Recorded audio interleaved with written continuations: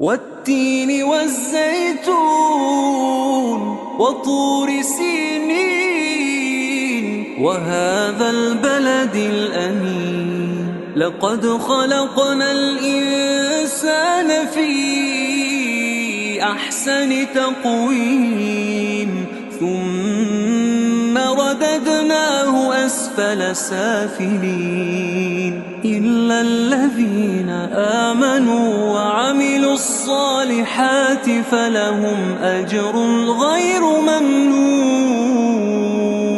فما يكذبك بعد بالدين؟ أليس الله بأحكم الحاكمين؟